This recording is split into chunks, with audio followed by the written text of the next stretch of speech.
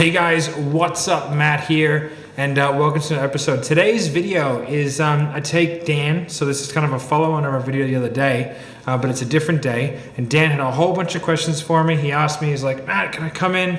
Can I do a coaching session with you? So Dan's a great sales guy. He made 7 sales last week. I think he made like 16 or 17K in commissions last month. Selling between $2,000 and $6,000 products. He's very, very good at what he does, and he's kind of on that ascension model, right? So he's kind of hit that point where now he's starting to kind of see that really sharp uptick, right? So I think it's a really, really interesting place for him to be. It's a really, really good place for me as a coach to be able to give him some more nuance and push back on him, to give him the confidence to know that he can do a lot of the things that he's asking questions about. He's just not doing them. So if you do like this kind of content, make sure you like, subscribe, hit notification bell, all that kind of good stuff. Comment any questions that you have for me. If you were sitting in front of me right now and you were getting some coaching, what would you want from that? So make sure you drop that, hit the notification bell as well so you get notified every time there's a video. All right, guys, we'll see you later. Bye.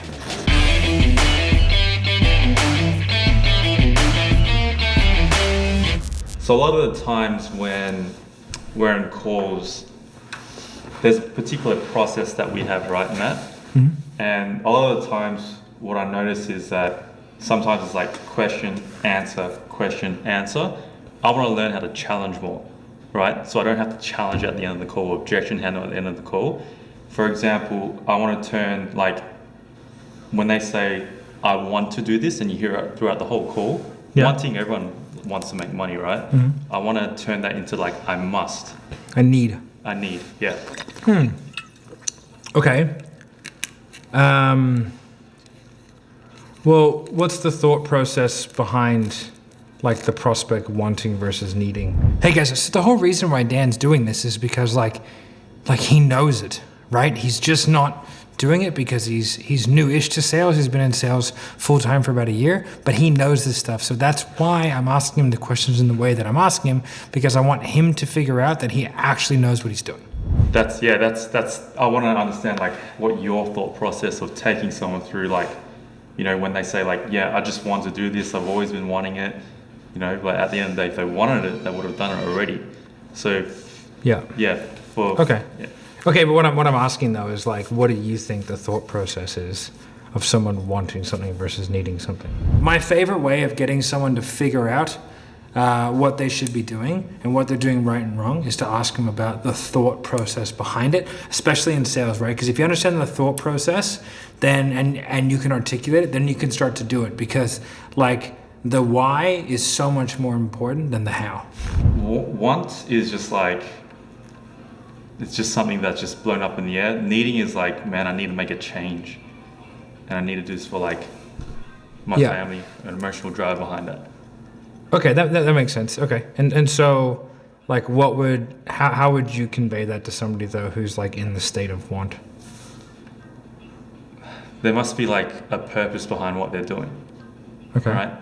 So not something, so the one's like a tangible thing, right? Okay. And then the need is the emotional drive behind it. Some people, like, I can't shift that sometimes, like from them saying, I just want to do it. You can't or you won't? I personally can't. But like, do you want to shift it or do you need to? I need to shift it. Okay, so what have you done to fulfill that need? Taking action, right? Yeah. Yeah. So I want like. And what helped you make that shift? Doing it myself and being congruent. Okay. So like you said, you wanna learn how to challenge people. Mm-hmm. Right. But really, what you want to learn how to do is like how to show them like the logical consequence of their thought pattern, right? Yeah. Yeah. So like what you want to be able to do, you already know how to do it. You're just not doing it. Okay. Like if you can articulate it, then you can coach it. Yeah. You know what I mean? Okay. So it's like if you're looking for the right time, then it's about learning how to identify the language pattern early. Right. But the problem is you can't identify it too early because you need to know whether or not it's a pattern or whether or not it's a one-off, right? So like if every time somebody says, I want something, and you just went like, do you want it or do you need it, motherfucker? Yeah. Like you'd be a dick, you know what I mean? So like you need to hear that pattern 2, maybe 3 times before it becomes a pattern. So then it's like you either learn how to identify it earlier, right? Or once you do identify it, then you ask the questions around getting the person to move forward. So could you give me an example of how you transition? Because let's just say you notice it 3 or 4 times throughout the call. Yeah. Or if you're good enough, you pick it up the first time, Yeah. right? Right now, like Dan just kind of keeps asking me how, right? Like, how do you do this? How do you do this? And again, like the why is so much more important than the how. But if you guys are liking this kind of content, then make sure you hit the subscribe button and hit the little notification bell as well, so that, you know, I can keep doing them. Support the channel. Well, what did I do to you? You're like, you want it or you need it? Yeah. There And you then go. after they say, I need it, like they'll be like, no, I need And I to. said, yeah, but what have you done? Okay. Yeah. See what I mean? That's what you got to do. Like, I think you're overcomplicating a very simple issue, Okay. Yeah. right? It's like, all you need to do is identify it. Go, oh, okay, do you need it or do you want it? Yeah.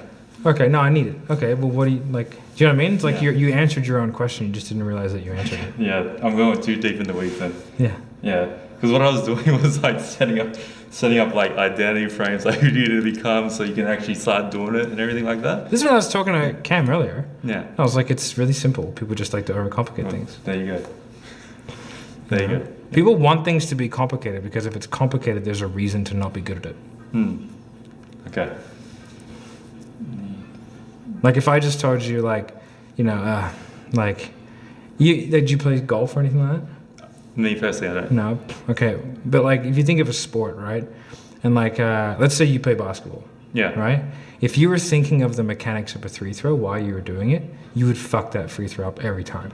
Too technical. Yeah. Yeah, but if you just sat there and just like did it, then it would be much easier. Yeah. You know, so like if you're thinking of the mechanics of a sales call while you're in the sales call, chances are you're gonna like petrify yourself into not doing something or overthinking something, which slows down all your decision-making processes, which means that like you're 2 or 3 minutes behind where you should be. Yeah. Because you're that's thinking what's of it. happening. Yeah. Yeah. So if you just like be in the moment and just have your process and then just have little like triggers of like, oh, that's interesting. That person's constantly saying want. And then from there, they say it a couple of times. You're like, well, sorry, do you want it or do you need it? Yeah. You know, the most appropriate time during there is probably in terms of NEPQ fashion would be solution or consequence, right? Those two factions, because it's sort of, it makes sense in the context of the conversation that you're having. Like it wouldn't make sense to do that in like connection phase. And it's probably too late in objection handling. Yeah. So that's where I pick it up. Towards the end, we're like, look, now this sounds good. Like I really want to do it.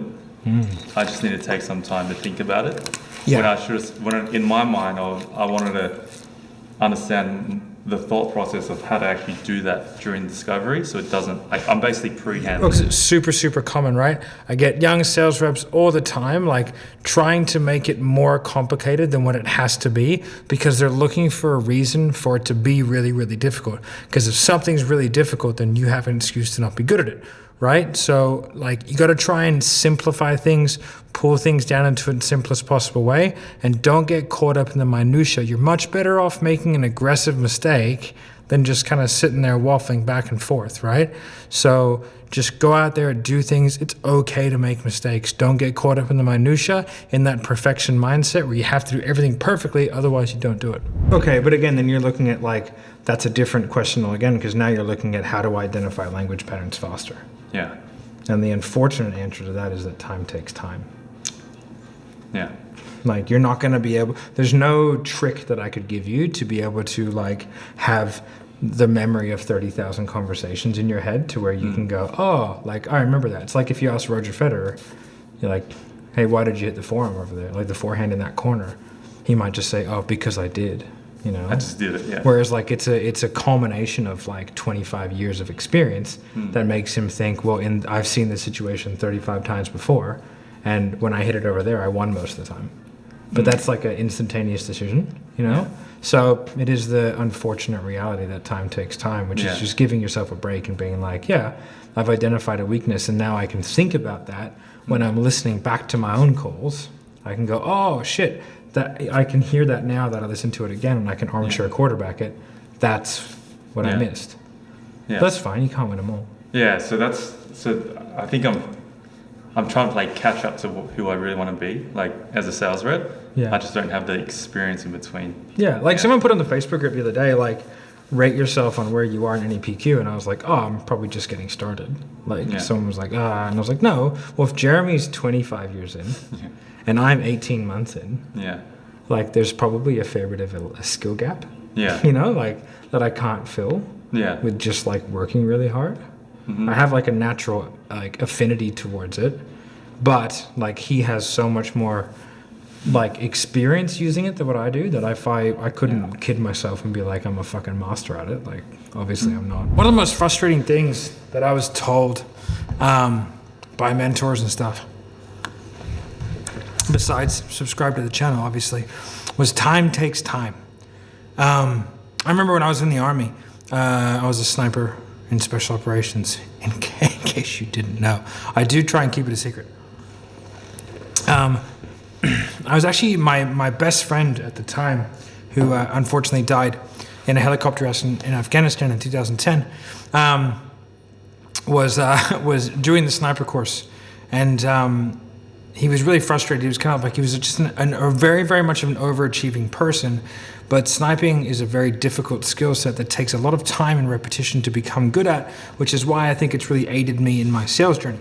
And so, you know, I sat him down and we were kind of going over one night because I was his instructor and we were living in the same house. And I said, listen, man, like, this is a skill set that takes a long time to develop, and time takes time. You're not going to be the best. You're not going to be well, you might be the best one day. You're not going to be the best in the next 6, 12, or 18, or 24 months. Like, this is a long game.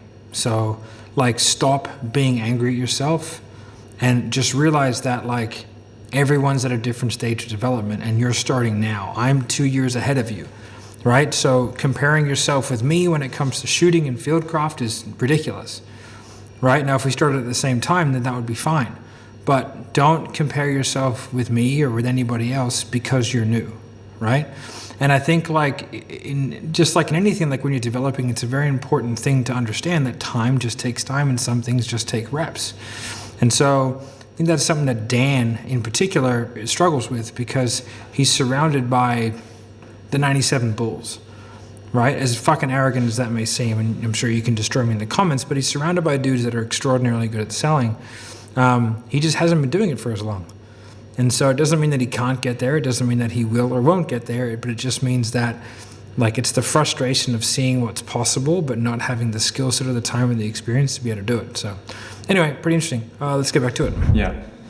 Okay, so the next question that I had was like, it kind of bridges off that question as well, Matt. It's more of the, like when you identify something that someone says and you don't know how to formulate that into a question, because if sales is all about change, right, you can't just tell someone, I think what you're thinking is wrong, like, unless you can. So like the difference between getting detail on a good idea versus getting detail on a bad idea. Yeah. I think clarifying something is always a good thing. Yep. So the example that I can give is like if you take someone who's like a racist or something, right? Like you've got two options. You can ask them a lot of questions about their viewpoint, or you can just tell them to be quiet. Right? Yeah. Do you know what I mean? But no, but generally speaking, like if you wanted to unpack a really bad idea, the more questions you asked about it, the less it would make sense. You know, so, but it's a dangerous game, right? Like, because if you're not good at it, it's not going to go your way. That's how I feel right now. Then just ignore it. Just ignore it? Yeah. Okay. Because I can go down a bad rabbit hole, right? Yeah. So like if you get like, when someone has a good idea, always ask for clarification and like solidify the idea. Yeah. You know what I mean? Oh, but what did you mean by that? I really need to get better at objection handling. Oh, really? What do you mean by that? Right? Like that's a good idea for you. An example of a bad idea, you're someone selling sales training. A bad idea would be asking about somebody's marketing. Okay. Yeah. Right? It has to be related to the problem that you solve. Well, no, you're just going to cause more problems if you ask about the marketing. Okay. Like if someone's like, yeah, I just really want my lead quality to be better. And you were like, ding, ding, ding, I hear a problem. Yeah. What do you mean lead quality? Yeah. Right? That's a really bad route for you to go down. Yeah. Because there's very little benefit to you there. Yeah. Like, So let's just say you do have a call and then someone says the lead quality about the marketing, right? I would completely ignore it. Just completely ignore it? Or I would say, let's focus on what we can focus. Yeah. Let's get you good enough at sales to where, doesn't matter what leads come through, you can still make it work. Because what I say is like, yeah, the lead quality goes up and down all the time, it'll pass. Is that... Yeah, it's a good deflection. Okay, all right. That's what I learned off Jeremy. Yeah. So. It's like if I was selling marketing and someone started going about, I just need to get better at like closing people and up my sales skills. I was like, well, like sales skills is one thing, unless you want to be a long-term sales guy, maybe it's not the best use of your time, but let's focus on getting you leads that are so good that, your sales skills, that a monkey can close them. Okay. All right. So like you don't want to go down past, and going back to like the other, like the original point, which is more like, I don't really, I ignore a lot of what people say. Yeah. Right, because it's not like if you have like a little internal cost benefit analyzer, I've talked about this before, where I'll only do anything that's a net positive. Okay. Right? If there's like, and I'll take risks at the end, like in objection handling, I'll take risks. Yeah. But in the beginning, I've got like a risk analysis where it's like, if I ask that question, what are like the say 3 possible outcomes? Right? Yeah. Now, unless 3 of those are positive, I'm not doing it. Cost benefit analysis in sales, right? Like, what is my brain thinking when I'm doing stuff? Because I don't want to take risks in a sales environment until I have to, and that's usually going to be towards the very end when I'm kind of running out of things to do and I'm throwing up Hail Marys, right? So, like, one of the most beneficial things that you can do, and that I've told Dan to do, and many other people to do, is that when you're listening back to your sales calls, what I want you to do is, like, when you ask a question, is pause it and go, okay, what are the potential outcomes? And that's kind of where like sales and chess are very, very similar, right? If I move here, what are all the potential outcomes that can happen? And if it's not a net positive for me, I'm not going to do it. If there is, like, where if it's at the end and I take a risk, then it's a calculated risk and I know that I might lose the game, but it's fine. But in the beginning, you really need to make a series of moves that are strategic and always going to net you a positive result. So if I think of 5 possible answers and 3 of them are positive and 2 of them are negative, I'm not going to do it. If it's a 4 and 1, I probably do it. If it's a 5 and 0, I'll definitely do it. Right? So always think back. It's a really good strategy. Like, what's the cost benefit of the question that I just asked? And what are the potential outcomes that it can induce? And is it really worth doing? Because if it's not a net positive, like a very, very high net positive, just leave it out of your process. That's how you think. Yeah, because I think maybe because my lack of experience just allows me to just like probe or clarify on something without even knowing, like you said, the risk versus reward of that. Yeah. And does that just come with time? No, I think that one you can really speed up, because like I don't know if you've ever done a core review, the most common question that I ask is, why did you ask that question? The thought process. And it doesn't mean that I didn't think it was a good question, just I'm wondering why you asked the question. Yeah. Because like that's where I think the most valuable development you can do outside of actually having a coach, right, is listening to your own calls. Yeah. Because like the thing that is, there's a couple of things that are really beneficial with sales coaching. Is one, listening to someone's call is only beneficial if they're there. If they're there, yeah. Right? Like if you want to listen to one of my calls and you have the ability to ask me what I was thinking at the time, that really benefits you. Because then you can understand the process behind why what was said, right? So you can, like, the court makes sense to you. Other than that, you're just kind of like listening to someone do cool shit. Yeah, because I think, speaking for myself, I fall into the trap of... It's a trap! Like, understanding, like, what they said. Like, let's just say, for example, I hear you objection handle, or I hear you say, like, this reframe, and I just, like, pay attention to the words. I don't pay attention to why. Yeah, that's completely the opposite of what you should be doing. Yeah. So that was a rookie error, which I only just realized like 2 weeks ago. Yeah, because like it doesn't matter what I say, because there's like 1,000 different ways to say everything. Yeah. You know what I mean? You can get the point across like in a long, verbose fucking way of doing things. Yeah. Or you can just like mirror somebody and go like, more cash. You know, like there are really easy ways to do things, and there are more elaborate ways of doing things. Yeah. But it's like it's the thought process behind what you're doing that matters. Yeah. And so what you want to do, like when you listen to someone like Marco, for example, like know what he's doing. Like, Yeah. oh yeah, I know what he's doing. Like I can hop on a call with Marco and I know exactly what he's thinking. I don't know what he's thinking outside of sales. Yeah. But like if we hop on a call together and he asks a question, I know exactly what he's about to do. Now we have two very different styles of selling. Yes. Right? But I understand the thought process. And one of the things that I'll do is like when we're bringing on people or whatever, I'll listen to phone calls. Like I don't care how they say things or how eloquent they are. I just care that I understand the thought process behind what they're doing. Because if I don't understand how they're why they're doing things, then I can't help them. In saying that, I think that a good vocabulary, a stupendous vocabulary, is very beneficial, advantageous. All other different words and such is if you use language to persuade people. So understand the language. I think it's very important. Now, in saying that, Marco, or anyone else has English as a second language can still sell in English. But the better your vocabulary, the easier it is. Yeah. So it's like they either have a totally different method that I don't understand, which is fair enough, or they just don't know what the fuck they're doing and they're flying by the seat. I listened to a call the other day. A company came to us and they were like, "Oh, we got a recruitment placement company to put this guy in, and they took 7 calls a day and they sold for 4 weeks and they sold 2, right? So they had like a 6% close rate or a 2% close rate, and he was like, "But our marketing's amazing."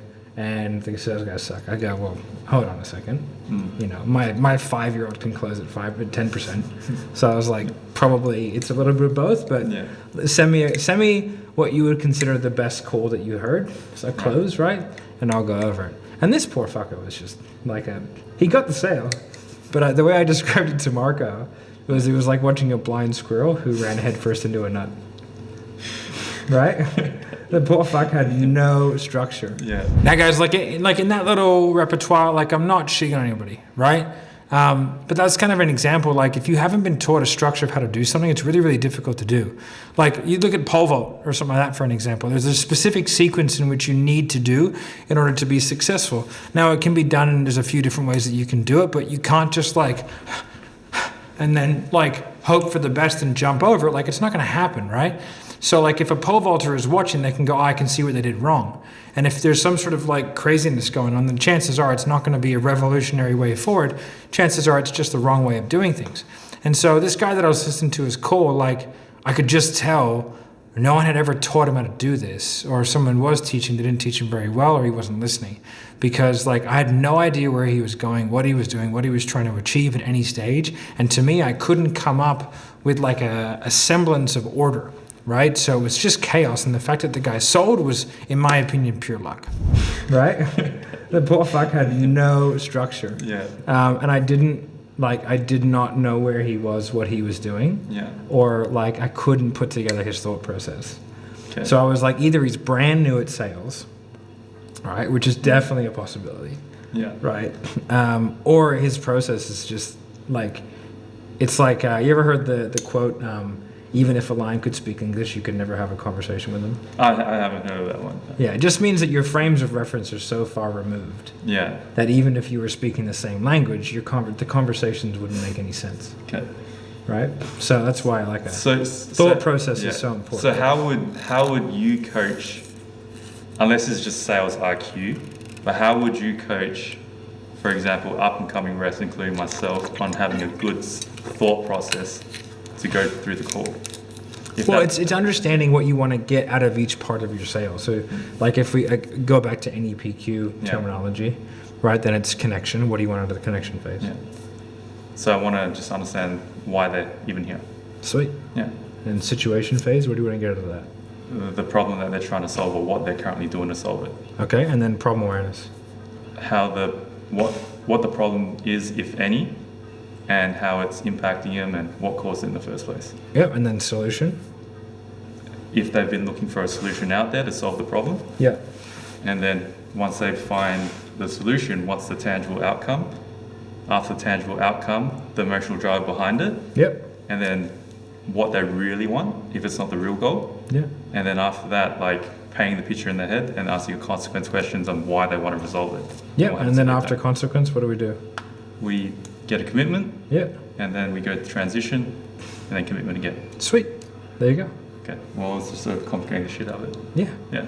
So like if you understand where you are in the sales script, right, or where you are in the sales process, and then from there, like you know how to transition between them, and you know what information you've got and what information you need, then it's a pretty straightforward process. And by the way, like if you can't do what Dan just did, which is clearly and easily articulate your sales process, like then you don't understand your sales process. And if you don't understand your sales process, it's really difficult to take people through that process, which means there's going to be inconsistencies in your process. So if you're having those inconsistencies, what I want you to do is I want you to go into the description down below and I want you to check out the Closing Code Facebook group and also subscribe to the YouTube channel, okay? Those are going to be things that you can use as a resource to be able to actually understand your sales process, okay? So you need to be able to do what Dan just did. Okay. Because I think what I was doing, now that I've been talking about it with you, is that I get so far in the weeds of the language, and I'll be using. But look at Marco. I mean, the motherfucker can barely speak English. Yeah, that puts me to shame, doesn't it? Yeah. I mean, I love you, Marco, but Jesus. Yeah. You know, indirectly. Yeah.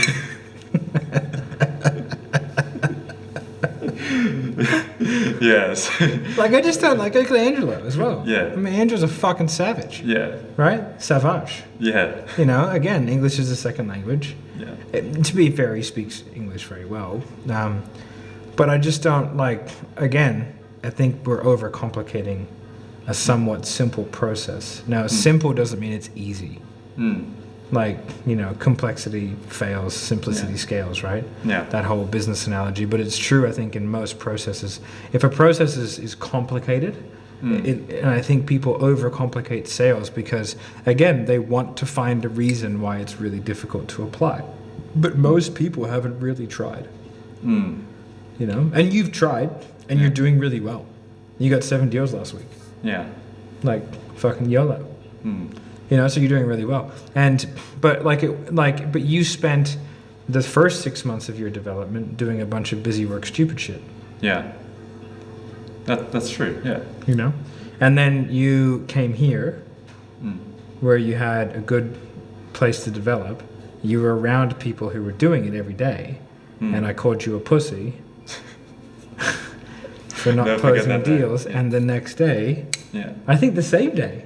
Yeah, literally 30 minutes after. Yeah, you closed it in a circle for the first time. Yeah. So it's like, again, you overcomplicated the process. Yeah. Right? Because like that makes people feel good. You know? Sometimes it just takes a person to be like, what the fuck are you doing? Yeah. And then just believe in you and then you just go for it. Yeah. And like, listen, everyone does the same for something. Yeah. You know, like for me, it's like my health. I overcomplicate it, make it harder than it has to be. So I have a coach, James. Yeah. He comes in, fucking slaps me around, calls me a piece of shit, and I'm like, yeah, thank you. Yeah. Thank you. You know, so everyone's got, like, whatever you're not good at, you're going to make it seem harder than what it actually is. Yeah. You know? I like that. So that's why we need mentors. That's why we need people who are invested enough to tell us the truth. Okay. Well, that kind of like, all those questions that I had pretty much were like based off the thought process and like just how you basically think on a sales call, right?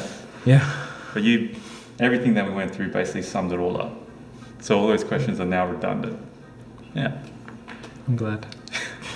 So I think the key take homes is like, you know, it's simple, but it's not easy. You know, some things just take a lot of time to develop the muscle. Okay. You know, it doesn't mean that you can't actively do things to get better at them. Yeah. But it means like you've got to have a look at your, like the curve, you know, and like do your cost analysis. Like for you, at the point you're at right now, is it worth you spending 2 hours a day doing development, or would that 2 hours a day be better spent calling leads? Calling leads for sure now. For sure. Yeah. Right? When you first start out, that cost benefit was different. You know? So now you're at a stage where you're good to go. Yeah. And the thing that will develop you most is just more success. Yeah. You know? And there will come a time where you will go through some sort of slump. I went through it last week. Yeah. To be fair, yeah. Yeah. And then I mean, not really. You made 7 sales. Yeah, I mean, should have had like double, to be honest. Should have had double. Should have, yeah. On what? On whose calculator? My own personal one. Yeah. How many calls did you have? I had about 4 of them were follow-up calls, Okay. right? And then I basically had 6 out of like 14 calls. Yeah. Okay. Yeah. So like 40%. Yeah, 40%. Exactly. Right. And like, what do you close month on month? Usually it's at 60 to 65. Okay. Yeah. So, but you just said you had a slump because you didn't close at 80. Yeah. Well, I personally felt because it's the first time it's dropped. Yeah. Yeah. Yeah. Yeah, but like again, it's a macro cycle. Yeah. Versus a microcycle, right? So what Dan is doing now is pretty classic, do you know what I mean? There's a great quote, and I can't remember where it is or who said it, and I don't even know this is exactly what it is, so please take it with a grain of salt. But basically, lazy people spend all day long telling themselves how hard they work, and people who are really driven spend all day long worrying about the fact that they're being lazy, okay? And so Dan is a really hard worker who is good at what he does, and he's like a pleasure to work with, to be perfectly honest. But he's like in the trap of constantly worrying about the fact that he's not doing enough, right? Now, this will change with time. Dan's young. I think he's just turned 30, or he's like late 20s. You know, and the older you get and the more mature you get, I guess the more context you get. So yeah, this is a classic example. I don't think it's a bad thing or a good thing. I think it's just a thing. But I think that people need to give themselves a fucking break, especially if they're getting after to the level at which Dan is. I think when you hit it. But what if this week you closed at 100? Are you the greatest salesperson of all time? I personally feel like I would be. Yeah. Yeah. So if you don't close much one week, you're the worst. If you close the next week, you're the best. Yeah, that's just my stupid ego playing on me. Yeah. It's a long period, man. Like, you know, like there are times where I close. I think like my best week of closing ever was, I think, 15 deals, right? Yeah. That was the best week I had in terms of like when I was commissionally sales repping, and it was like from 18 calls. Yeah, it's crazy. Right? But like the week before, I'm pretty sure I went like 0 for 4. Yeah. You know? And then I've had weeks where like I closed at 600% because like I just had a whole bunch of follow-up sales close. Yeah. You know, and then I would go like 0%, 200%, 50%, 80, but it always leveled out to like 70. Yeah, so I guess got to ride the highs and ride the lows. Yeah. Yeah. Now I close very, very high, but again, like, you know, it's an unfair metric now. Yeah. Because nobody gets on the phone with me unless they've already bought. Too scared. Yeah. I'm not scared. It's just if they're reaching out to me directly, they want something very specific. Okay. Yeah. You know? Yeah. And I tell them the price over DM, and I go, it's this much. If you want to hop on the phone, we can. Yeah. Like, because I don't need to. I don't. It's the as Hermosi would say, it's the chick in the red dress from the Matrix, right? It's just a distraction at this point. Yeah. But so I think like everything you're doing as well. So I think for you, in order to develop, first of all, in a slump, it's probably going to be longer. You'd probably not be closing at 40%. Yeah. That would not be a slump. But when you do hit a slump, which you eventually will, which probably lasts for a month, right? The determining factor of how good you are is how little you change. I just want to say that again. If you're an experienced salesperson, you can always tell how good or seasoned a veteran is by how little they change during a slump. If your process works, then you keep doing it, right? Just because you have a bad week or a bad month doesn't mean you throw everything out the fucking window and just start again. Because like I could not sell 10 people in a row, I wouldn't change a thing. Yeah. Because I could then sell the next 20 people, and I'm a 2 out of 3 guy, which is pretty fucking good. That was a quote from Payne and Welch, wasn't it? Like, your ability as a closer to take on like the consistent actions you take, not the actions you change when you're going through a slump. It could be. Yeah. I think it was salesman or $97. There you go. Now sales sniper. Yeah. Yeah, cool. Any last questions? No, that's pretty much it. That clears up everything. Very happy. Okay, cool. All right, guys. So I hope you enjoyed that video. Dan, again, great guy. You know, if you do like this kind of content, make sure you like, subscribe, hit notification, but make sure you comment any questions that you have down below. Okay, if you like this style of content and you want me to do more things where I'm actively coaching people through things, then comment coaching down below and I'll make sure that I know to do more of this style of content. So, all right, guys, thank you so much. Make sure you check out the Facebook group, okay, the Closing Code Facebook group. If you guys have want any more from us, you can also go to salessniper.net. We have a whole bunch of free resources, calls, SOPs, everything. And yeah, we'll speak to you soon, guys. Thank you. Bye.